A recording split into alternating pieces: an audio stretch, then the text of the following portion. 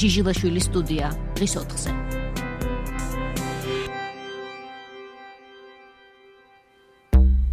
მოგესალმებით კიდევ ერთხელ ვიწყებთ ჩვენს გადაცემას ჩვენი პირველი სტუმარი ვანო მაჭავარიანი საქართველოს განვითარების ფონდი. გამარჯობა ვანო, მადლობა რომ გვეწვიეთ.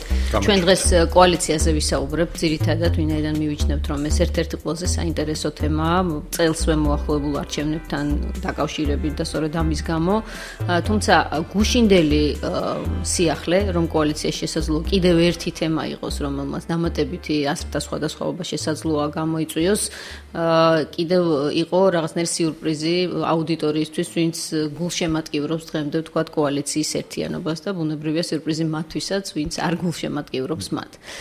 თქვენ როგორ ფიქრობთ, საიდან გაჩნდა ეს თემა ქორწინების შესახებ? უამრავი სხვა მიზეზი არსებობს, საფუძველი, რის გამოც შესაძლოა კოალიციაში იყოს ასრთა სხვადასხვაობა. კიდევ ერთი დამატებითი თემა, რა საჭირო იყო ამ სიტუაციაში, რომელიც კოალიციის პოლიტსაბჭომ დასვა დღის წესრიგში, რომელთან დაკავშირებითაც აღმოჩნდა, რომ რესპუბლიკელებს ისევ აქვთ განსხვავებული პოზიცია და უკვე ღიად განსხვავებული პოზიცია. მოგესალმებით, ულოცა ყველა ქალბატონს საქართველოს საერთაშორისო დღეს, ვინც ამ ზეიმს ესე თქვა დღესასწაულს აღნიშნავს.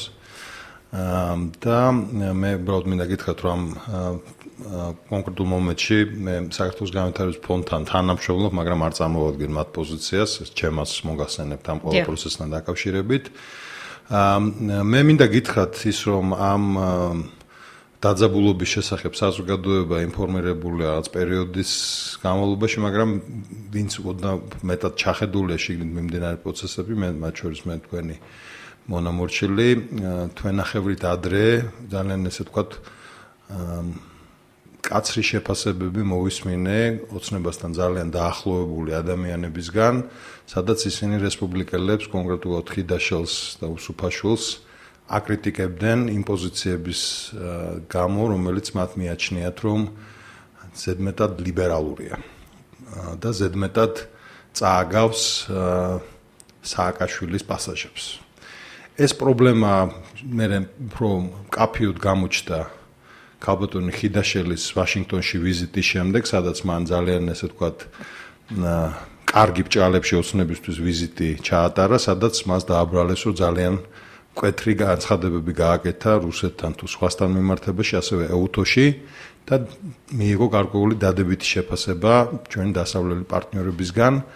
და რა თქმა უნდა ეს გარკვეულწილად გამაღიზიანებელიც იყო მათ შორის ივანიშვილისთვის და იმ ადამიანებისთვის კოალიციაში, რომელსაც მიაჩნიათ დღეს, რომ აღარ არის საჭირო ზედმეტი ხაზის გასმა კოალიციის მხრიდან, რომ ის არის პროსტო დასავლური ძალა. მათ მიაჩნიათ მეჭიაური იქნება თუ სხვები, რომ ის კულუარული შესაძლებლობები, რაც ჰქონდა ხიდაშვილს, უსუფაშვილს, სადაც 2012 წელს მათ განსაზღვრეს კოალიცია სია თუ ადამიანები, რომლებიც შევიდოდნენ თუ არ შევიდოდნენ, ზედმეტია უკვე, არ არის საჭირო და რესპუბლიკელებს, რომელსაც ჰქონდა ძალიან კონკრეტული მოთხოვნები რაოდენობაზე ადამიანების, რომელიც უნდა შევიდეს კოალიციაში, მინისტრებზე, მათი მოთხოვნები, ან სურვილები, შეიძლება არა გაჟღერებული, მაგრამ ის ცნობილი იყო ბევრისთვის, გადამეტებულია და მათ ამ თვალსაზრისით რესპუბლიკელები, როგორც პარტნიორი არ ჭირდებათ. და ამაზე ძალიან აქტიური საუბარი მიდიოდა. მოდი აი ამ გავჩერდეთ ერთი წუთით, როგორ შეიძლება არ ჭირდებოდეთ დასავლური ძალიან მკვეთრად გამოხატული პოლიტიკური ძალა კოალიციაში, ერთ-ერთი ყველაზე ძლიერი თუ არა ყველაზე ძლიერი პოლიტიკური თვალსაზრისით და წონიანი, მაშინ როდესაც კარსმომდგარი არჩევნები და ძალიან ბევრმა ამორჩეველმა სწორედ პროდასავლურობის გამო გააკეთა არჩევანი კოალიცია ქართულ ოცნებაზე. მე ჩემს მოგახსენებთ, რომ მე ვფიქრობ, რომ ქართული ოცნება უკვე შესულია წინასაარჩევნო რეჟიმში, მათ ყავთ ჩამოყვანილი ამერიკელი თუ სხვა, ასევე ჩვენი მეზობელი ქვეყნის პოლიტიკური კონსულტანტები, ისინი აკეთებენ ძალიან დიდი რაოდენობით მას ესე ვთქვათ სამუშაოს კვლევების, მათ შორის ქართველი პარტნიორებიც, კვლევებს და აჩვენებს განწყობებს თუ რა ადარდებთ დღევანდელ საქართველოში, განსაკუთრებით აღმოსავლეთ თუ შუა ცენტრალურ საქართველოში და ეს არ არის პროდასავლურობა, რომელთაც ის ქართულ ოცნება შეუძლია დამატებითი ფულები მოიპოვოს. ეს ერთი. მეორე, ის რომ ესე ვთქვათ კვირიკაშვილს, რომელიც შემოვიდა უკვე როგორც პოლიტიკური ფიგურა ივანიშვილის ხელშეწყობით კარტ ბლანშია გარკვეულწილად მიცემული ივანიშვილის მხრიდან, რომ მან დაალაგოს ეს ურთიერთობები და მის პროდასავლურობაში არავის ეჭვი არ ეპარება და მხოლოდ მათ შორის დასავლეთის ხელშეწყობით იყო, რომ ღარიბაშვილი წავიდა და კვირიკაშვილი მხარდაჭერა გამოუცხადა ჩვენმა პარტნიორმა ქვეყნებმა და ის არის პრემიერ-მინისტრი. ზედმეტი ხაზგასმა იმაზე მეტი, რაც კვირიკაშვილს ესე ვთქვათ პროევროპულობა თუ პროდასავლურობა აქვს, ამაზე მეტი მიაჩნიათ ოცნებაში, იმიტომ საკმაოდ არაპრო, ესე ვთქვათ, დასავლური ძალები არის შიგნით შეკრებილები, განსაკუთრებულად ახლა პროამერიკულობაზე და სხვა რამებზე ისინი აქცენტირებას არ გააკეთებენ, მათ დაინახეს ერთი რამ რესურსი, რაც კვლევებმაც აჩვენეს, რომ ის ძალიან დიდი ნაწილი საზოგადოების, რომელიც გათიშულია და იმედგაცრუებულია პოლიტიკური ესტაბლიშმენტის მხრიდან, თემები, რომელიც შეიძლება გამოაცოცხლოს, არის ქართველობას გვართმევენ, შეტევა ჩვენს იდენტურობაზე და მე ვფიქრობ, რომ თვითონ ივანიშვილიც და სხვები ფიქრობენ, თუ ვის შეიძლება იყვნენ ის პარტნიორი, ორგანიზაციები, პიროვნებები, რომელთაც ქართულ ოცნებას დამატებით 10, რომელიც მათ ძალიან ჭირდებათ, პროცენტს მოუტანს და პროდასავლურობა განსაკუთრებით აი ეს კონფრონტაციულობა, რომელიც ხიდაშელს თუ სხვებს ახასიათებდა ოცნებაში, შიგნით ურთიერთობაში, მიაჩნიათ, რომ იდეაში იყოს, მაგრამ როცა საჭირო იქნება, მათ შეუულიათ უბრალოდ უთხრან უარი ამაზე, იმიტომ რომ კვლევების მიხედვით, მათი კომპოზიციის მიხედვით, ქართული ოცნება დარწმუნებული ვარ, აღარ იქნება ისეთივე, როგორც იყო 2012 წელს და მეტი აქცენტი გაკეთება, რომ კვირიკაშვილი ქართული ოცნება სოციალურ-ეკონომიკურ პრობლემებზე იმუშავებს და იდარდებს და თქვენთან ერთად შეეცდება, რომ მოაგვაროს. ამავე დროს ხაზი გაესმება, რომ ჩვენ ეროვნულ ჩვენ ფასეულობას უნდა მივაწვეთ, იმიტომ რომ ეს არის მომგებიანი, ესე ვთქვათ, კარტი ამ თვალსაზრისით და შეიძლება არა კოალიციაში, არამედ არაფორმალური შეთანხმებების დონეზე მათ სხვა პარტნიორები იპოვონ, ისეთი როგორიც არის ინაშვილი თუ სხვები, რომლებიც ხაზს გაუსვამენ სწორედ იმას, რომ ზედმეტი პროდასავლურობა და არაპატრიოტული, ესე ვთქვათ, თემები საქართველოსთვის მავნებელი. ეს არის თქვენს ლოგიკას რომ მივყვეთ. ამ მომენტისთვის რესპუბლიკელთა შევიწროება, რესპუბლიკელებზე გნებავთ თავდასხმები. მიმდინარეობს არა მხოლოდ იმიტომ, რომ მათ მიუჩინონ თავისი ადგილი კოალიციაში, არამედ იმიტომ, რომ საერთოდ ისინი აი ამ პროცესის შედეგად საერთოდ გაუშვან კოალიციიდან. აქეთ მიდის პროცესი და არა იმისკენ, რომ მოდი აი შენ მოგცემ 15 ადგილს, 10 ადგილს და იყავი მშვიდად. ორივე. მე ვფიქრობ, რომ მათ მიუთითეს კარებისკენ ისინი წავიდნენ შუშის სასახლისკენ, რომ ეჩივლათ ამის შესახებ შესჩივლეს, მაგრამ თვითონ მოდით პირდაპირ ვისაუბროთ, რომ ქართულ ოცნებაში ძალიან აქტიური საუბარი მიდის იმაზე, თუ რა თემებზე, რა, ესე ვთქვათ, იდეოლოგიაზე უნდა ჩამოყალიბდნენ.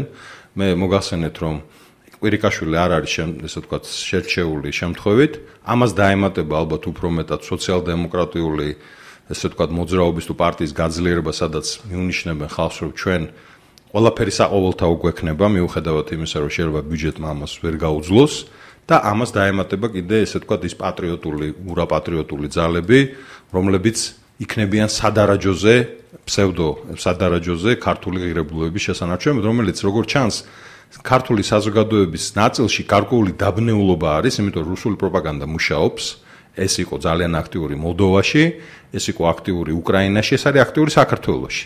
სადაც მათ პირდაპირ მიუთითებენ, რომ ევროპას ჩვენ არ ჭირდებით, ნატოში ჩვენ არ მიგვიღებენ, ჩვენი ფასეულობები შორს არის ევროპული და დასავლური ფასეულობებისგან, ჩვენი, ესე ვთქვათ, მართლმადიდებლობა ასევე მიუღებელია ბჭყალებში, დასავლეთის რომელიც არის სრული სიცრუე და მთელი რიგი თემები, რომელიც საზოგადოებაში მუშირებს და კვლევები სხვათა შორის აჩვენებს, რომ ეს თემა არ არის უინტერესო ქართველი ამომრჩევლისთვის, განსაკუთრებით რეგიონებში, სოფლებში, სადაც ქართულმა ოცნებამ სრულიად დაკარგა მხარდამჭერები, მათ უბრალოდ არ ჯერათ, რომ ქართულ ოცნებას რამე პრობლემის მოგვარება შეუძლია, არის გაბრაზება იმ სოციალურ-ეკონომიკური პრობლემების არმოგვარებისა და იმ ძალიან არაეფექტური საქმიანობის, რომელიც ქართული ოცნება და იმ დაპირებების, რომელიც ქართული ოცნება არ შეასრულა და რა თქმა უნდა, ქართული ოცნებისთვის ნებისმიერი პოლიტიკური ძალა, რომელიც მომტანია დამატებითი ხმებისთვის და თემები უფრო საინტერესოა და ამ თვალსაზრისით რესპუბლიკელების რეიტინგი მათ ძალიან კარგად იციან, არაცდა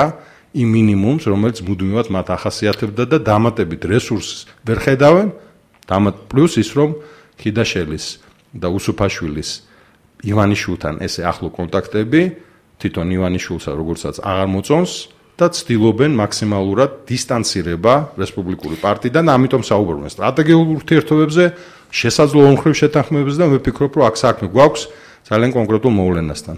რესპუბლიკელები კოალიციაში მომავალ არჩევნებისთვის დიდი ალბათობით არ იქნებიან ერთიანი, იქნებიან ძალიან მცირე რაოდენობით წარმოდგენილი, ეს როგორც ქართულ ოცნებას მიაჩნია, მე არ ვამბობ ეს საბოლოო იქნება და მათ გაუჭირდებათ ასევე იმ პირობების დაკმაყოფილება, რომელიც მათ უნდათ იქნება ეს მაჟორიტარების კანდიდატები, პროპორციული რაოდენობით მათი კანდიდატების გაყვანა და მთავრობაში კონკრეტული თანამდებობის ზუსტად იმის გამო, რომ ქართულ ოცნებაში ძალიან გააქტიურდა ეგრეთ წოდებული პატრიოტული, ურაპატრიოტული ძალები, რომლებიც მიიჩნევენ, რომ ეხლა არის იმის დრო, რომ მათ ეროვნული ღირებულებები დაიცვან ჭალებში. აი, ბოლო 3 წლის განმავლობაში მე-4 წელია ეს უკვე გამოდის, რომ ამორჩეულთან ურთიერთობის კონიუნქტურა შეცვლილია. აი, ეს სურათი, რომ ქართულობას გვართმევენ, გაჩნდა ბოლო 3 წლის განმავლობაში და გაძლიერდა. ეს არის ბოლო 1 წლის საქმიანობა ძალიან აქტიური რუსეთის მხრიდან და იმ ხარდამჭერებისა იდეის, რომ დასავლეთს ჩვენ არ ვჭირდებით, ძალიან ხშირად აღმოაჩენთ ეს ამ საუბარს ავტოსადგურებშიც კი, როდესაც ადამიანები ზიან და საუბრობენ, რომ არ არის რუსეთი ესეთი ცუდი, ბოლოს და ბოლოს ვისთან უნდა დავალაგოთ, ახლა სად არის ამერიკა შორს არის, ევროპა შორს არის. იმიტომ რომ უბრალოდ ამაზე მუშაობენ. ეს პროპაგანდა, ეს რბილი ძალა, მართლა მითი არ არის, ეს რეალობაა. და საკმაოდ ნორმალურ თანხებსაც ხარჯავენ, მათ შორის არასამთავრობოების თუ სხვა მიმართულებებით, სადაც ეს ვერსიები ძალიან მსგავსია იმისი, რაც სხვა ქვეყნებში ხდება.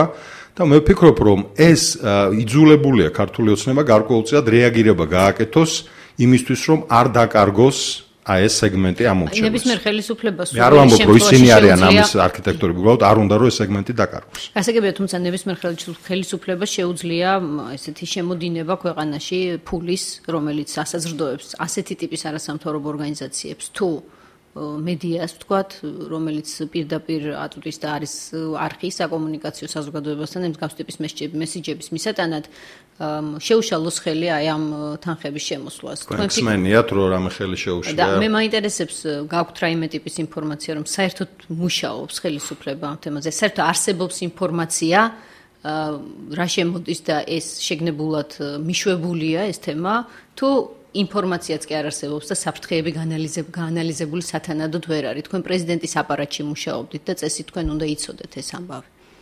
მე შემიძლია ისეთ გაგიდასტუროთ, რომ არა მარტო ეს კვლევები ჩატარებულია, რამოდენიმე ძალიან რესპექტაბილურმა არასამთავრობო ორგანიზაციებმა თუ კვლევითმა ცენტრებმა დადეს ძალიან სერიოზული დოკუმენტი რუსული პროპაგანდის შესაძლო თუ არსებული შედეგების შესახებ. თქვენ შეიძლება იკავით კიდევაც რამოდენიმე პრეზენტაციაზე იყო.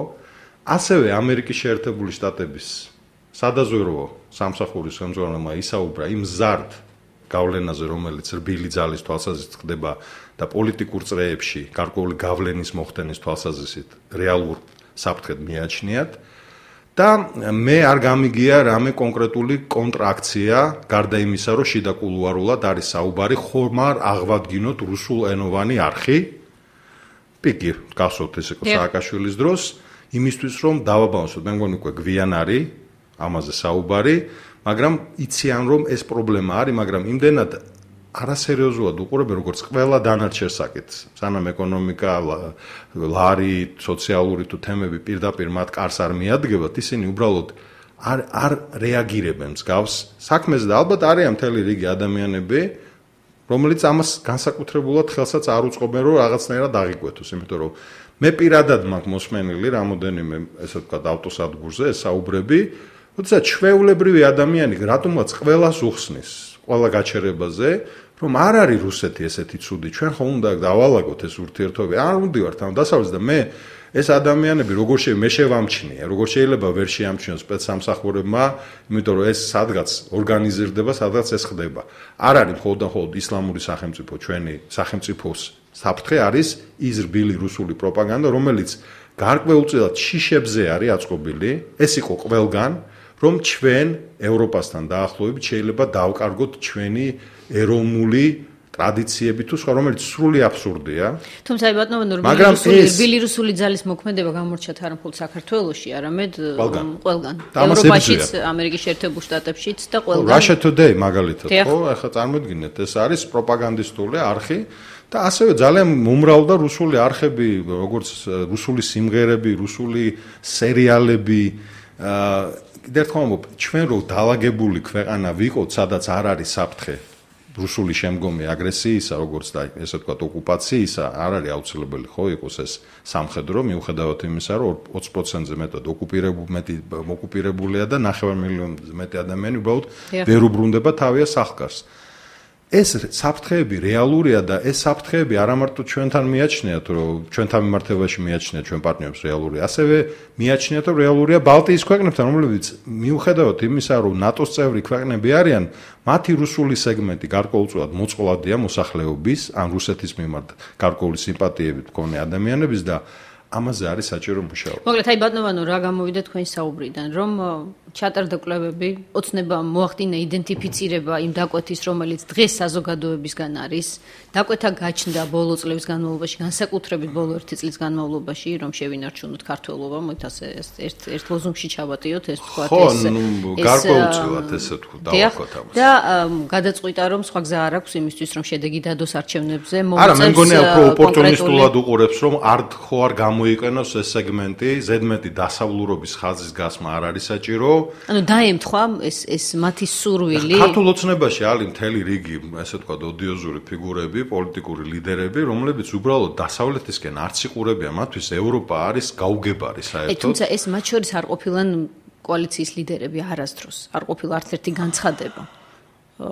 პრორუსული ან ანტიდასავლური ან თუნდაც ნეიტრალური. მე მაქვს ადამიანური ურთიერთობები ამ ხალხთან, მაგრამ ეს პიროვნებები ჩანან ტელევიზორში, ძალიან ღიად საუბრობენ. თოფაძე მეჭიაური ამათ გულისხმობთ თქვენ? რა უნდა, ბევრი ადამიანია, რომელიც ასევე არ პროტესტებს მათ პოზიციებს განსაკუთრებულად, ისინი არ არიან მათთან ახლა ნინოთ შემდეგ კარგად მოგესენებათ, ყველას არ ეძლევა საშუალება, რომ დაждენ ტელეეთერებში, ყველას არ აქვს ესე თქვა და მწვანე შუქი ანთებული.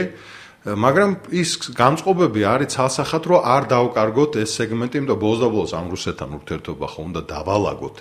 მე კიდევ ერთხელ ვამბობ, მე ჩემ ვარაუდს გამოვთქვავ, მე არ მაქვს ის პრეტენზია, რომ აბსოლუტური სიმართლე, მაგრამ მე ვიცი შიდა განწყობები, მე ვიცი შიდა კვლევების შედეგები, მე ვიცი ასევე იმ ადამიანების საუბრები, რომლებიც ფიქრობენ ამაზე, მე ვხედავ შედეგსაც რესპუბლიკელებთან მიმართებაში მოთხოვნა მათ მიმართ, რაც რესპუბლიკელებს ეგონათ არ არის მაღალი, არამედ ძალიან დაბალია, ძალიან მცირე რაოდენობით ხალხს დავაზობენ, როგორც პარლამენტში და მთავრობაში, იმისთვის, რომ გარკვეულწილად რესპუბლიკურმა პარტიამ რაღაც არ იფიქროს, რომ ოპოზიციაში უნდა გადავიდეს, ივანიშვილთანაც არ არის ისეთი ახლო კულუარული ურთიერთობების, როგორც იყო ხიდაშელსა და უსუფაშვილს შორის და ივანიშვილს შორის, ბევრი რამ ემთხვევა ერთმანეთს, მაგრამ ერთი რამ შემიძლია გითხრათ, კოალიცია არ არის ბოლომდე ჩამოყალიბებული ამ თემებზე, ეს არის პროცესები იმ პარტიაში, იმ კოალიციაში, რომელიც მიმდინარეობს, არის გარკვეული ჭიდილი აზრების და თუ რა ფორმით და რა შინაარსს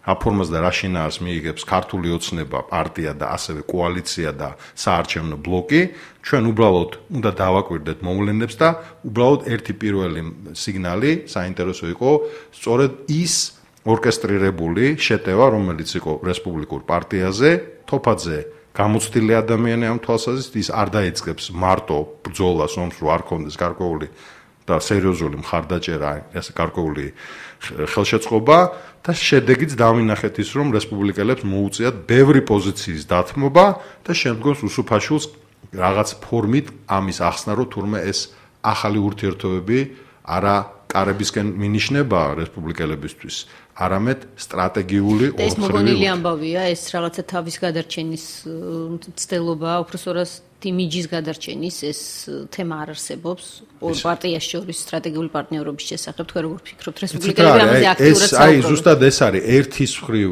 რესპუბლიკელებს აქვთ ეს გაჟღერებული, კოალიციაში ამას უარყოფენ და საერთოდ არ ესმის ამის მნიშვნელობა. და ამას გიაძე საუბრობენ, როგორც კვაჭანტირაძე, ასევე კალაძე, ვისაც ეს საქმეები ევალებათ.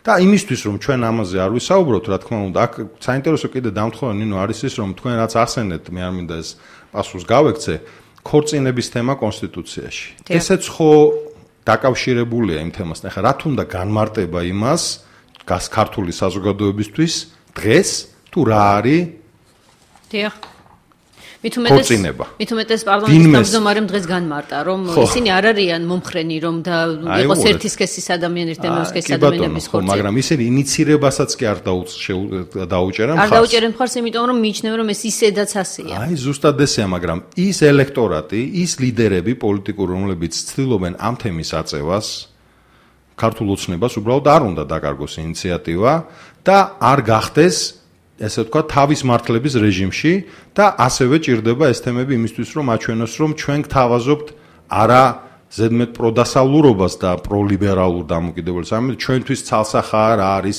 ყველასთვის ცალსახაა მეტად რა თქმა უნდა ეს ყველაფერი უკავშირდება უმრავლესობას ვერ მოიპოვებენ და ეს ინიციატივა ჩავარდება ხო აი ახლა უყურეთ ამ თემების შემოტანა ძალიან საშიშია საზოგადოებისთვის და ყოველთვის და პოლიტიკური წრეებისთვის და ქართული ოცნებისთვის კი, მაგრამ როგორც ჩანს ხედავენ საფრთხეს, რომ ეს ინიციატივა შეიძლება ვიღაცამ ხელში აიტაცოს და მათ მოუწიოთ მუდმივად თავის დაცვა, განმარტება და არ კონდეთ ინიციატივა ხელში და დრო დაკარგონ იმისათვის. ამიტომ ყველაზე კარგი თავდაცვა არისო და თან მიციან კიდევაც, რომ რეალურად ისედაც ყველასთვის გასაგებია რაზე არის საუბარი და ამის ზედმეტი ხაზგასმა კონსტიტუციაში, როდესაც საკონსტიტუციო უმრავლესობა არ აქვს და რაც საზოგადოებისთვის ნამდვილად არ არის მთავარი თემა, როცა ასეთი მძიმე სოციალურ-ეკონომიკური უსაფრთხოების თუ სამართლის პრობლემები არის, უსამართლობის პრობლემები არის, ყურადღების გადატანის ერთ-ერთი ძალიან ეფექტური მეთოდია. რასაც აკეთებენ, იმიტომ რომ მათ ყავთ უკვე მრჩევლები, რომელიც ეუბნებიან საზოგადოება როგორ უნდა შეიყვანოს შეცდომაში, რომ არ ილაპარაკონ რეალურ საქმეებში და ნინო, ჩემზე კარგად მოგეხსენებათ. პოლიტიკა ისევ რჩება რომაული პერიოდიდან პური და სანახაობა, პურის უზრუნველყოფა უჭირს ქართულ ოცნებას, დანაპირობების შესრულება რეალურად არ შეუძლია, სანახაობა შემოაქვს, მათ შორის შიდა პოლიტიკური კოალიციური დაპირისპირება და ეხლა ეს ეროვნული თემები, რომელიც ქართული ოცნება იქნება ბჭყალებში გარანტი იმისი, რომ ჩვენ ეროვნულობას, ქართულობას არ წაგვართმევენ. ეს ინიციატივები, იდეები მერწმუნეთ არის ქართულ ოცნებაში, კონკრეტულ ადამიანებში, რომლებიც ცდილობენ, რომ სწორედ ამ მიმართულებით წაიყვანონ ქართული ოცნება მომავალი არჩევნების, ესე ვთქვათ, იდეოლოგიის თვალსაზრისით. რა გამოუვათ? ეს ცალკე თემა, ამას ხოლმე დრო აჩვენებს. და ფინალში მინდა თქვენი აზრი ვიკითხო კიდევ ერთ თემასთან დაკავშირებით, გიორგი კვირიკაშვილი, ახალი ლიდერი კოალიციის, შესაძლოა თუ არა, რომ პროგრესული პოლიტიკური ძალებისთვის გახდეს დასაყრდენი. როგორ ფიქრობთ თქვენ? გიორგი კვირიკაშვილი არის სისტემის ნაწილი. გიორგი კვირიკაშვილი შეიძლება ძალიან დადებითი ადამიანია, მაგრამ ის დიდი ხანია ემსახურება ბიძინა ივანიშვილს. მე მახსოვს მე და მისი საუბარი სწორედ იმაზე, როცა ვკითხე რაღაც ივანიშვილთან დაკავშირებით, მე არ მაქვს უფლება ამაზე ვისაუბრო, მაგრამ ის პრაგმატულად უყურებს ბევრ თემას. ის არის პოლიტიკური პასუხისმგებლობის მქონე ადამიანი. და მე არ ამგონია რომ მას ყავს ის გუნდი ან ის პოლიტიკური ესე თქვა წონა აქვს დღევანდელ პოლიტიკურ საზოგადოებაში, რაც ივანიშვილის ზუსტად ეს არის მიზანი, რომ არანაირი ავტორიტეტი არ არსებობდეს ქართულ პოლიტიკაში მის გარდა, არანაირი საზოგადოებრივი ავტორიტეტი არ არსებობდეს მის გარდა, რომელიც მას არ ემორჩილება და ამ თვალსაზრისით მე ვფიქრობ, რომ კვირიკაშვილი 50% მიახლოებით თუ გაიტანს თავის დღის წესრიგისა იმ პროგრესული პოლიტიკური ხედვებისა, მას მოუწევს კომპრომისებზე წასვლა და სწორედ ეს ინიციატივა, მათ შორის ქორწინებასთან დაკავშირებით, ნამდვილად მე მესმის, რომ გიორგი კვირიკაშვილი არის მორწმუნე ადამიანი, არის ტრადიციული ადამიანი, მაგრამ თვითონაც ძალიან კარგად ესმის დარწმუნებული, ამის ხაზგასმა კონსტიტუციაში ისედაც ცნობილია, რომ ეს ბევრი და ქართულ საზოგადოებისთვის დღეს ეს თემა ნამდვილად არ დგას, მას უწევს ამის ინიცირება. აი ეს არის სისტემის ნაწილი, რომელსაც მას რეალურად თუ არ გააკეთებს, უბრალოდ მიუთითებენ ასევე კარებისკენ. ან იცის ეს არ არის პოლიტიკური პრინციპული ადამიანებისთვის შესაძლოა დადგეს ზღვარი. პროდასავლური, როდესაც ხარ მენტალურად ძალიან რთულია მიიღო გადაწყვეტილება, რომელსაც შინაგანად არ ეთანხმები. აი ამ თვალსაზრისით თქვენ როგორ შეაფასებდით მის პერსონალურ რაღაც სისტემას ღირებულებით და გამძლეობას? ესეთ ხუმრობით ვიტყვიეთ, რომელიც შუაში გავიაროთ, როგორც იტყვიან, ურჩევენ ალბათ, რომ შუაში გაიაროს, არც იქეთ, არც აქეთ. მე მგონი მოუწევს კვირიკაშვილს შუაში სიარული, გარკვეულწილად ხაზგასმა, რომ ის არის პროგრესული პროდემოკრატიული, პროთავისუფლებაზე ორიენტირებული ძალის ერთ-ერთი და პროგრესზე ორიენტირებული ძალის წარმომადგენელი, პირველ პოლიტიკური ფიგურა და მეორე მხრივ იმ ძალებთან გარკვეული ლავირება, რომელიც ქართულ ოცნებაში თუ ზოგადად პოლიტიკურ წრეებში, საზოგადოებრივ წრეებში არის იმის გამო, რომ ქვეყანა ვერ წავიდა წინ ამ თვალსაზრისით, განვითარების თვალსაზრისით და ის ძალები, რომლებიც გარკვეულწილად ღიად არა, მაგრამ გარკვეულწილად იზიარებენ იმ პრორუსულ რბილი ძალის პროპაგანდას, რომ ჩვენი ადგილი არ არის ევროპაში და ჩვენ უბრალოდ ვართ შეცდომით ამ პროცესში და უნდა დაუბრუნდეთ ჩვენ რეალურ ევრაზიულ სივრცეს, იმიტომ რომ იქ უფრო მეტი ფული იშოვება მათთვის და იქ უფრო ესე ვთქვათ მიესვლებათ კაბინეტებში სწორედ ამის გამო და მეტი ფული კეთდება გაზის თუ სხვა კონტრაქტებზე, ეს რეალურად ფაქტორი ქართულ პოლიტიკაში ამოქმედდება და ამის პირველ შედეგებს ხედავთ და რუსეთს აქვს საკმარისი თანხა იმისთვის, რომ ჩვენ დავინახოთ მეტად ამ ადამიანების გააქტიურება. დიდი მადლობა ვანო მაჭავარიანს თავისი საექსპერტო პროგნოზებისთვის და მოსაზრებებისთვის, რომელიც გაგვიზიარა. ჩვენ დავბრუნდებით იგივე ქორწინების თემით, ერთ-მევეს კესის ადამიანების ქორწინების თავიდან აცილების ინიციატივა, რომელიც კოალიციამ წამოჭრა დღის წესრიგში დასვა, ამ თემაზე გვექნება ჩვენ მოსაზრებების სხვადასხვაობა. რეკლამის შემდეგ ალექსანდრე კობაიძე, ახალგაზრდა უფლებადამცველთა ასოციაცია, ლიკა ჯალაღანი, ადამიანის უფლებათა სწავლებისა და მონიტორინგის ცენტრი. დაგველოდეთ დროებით.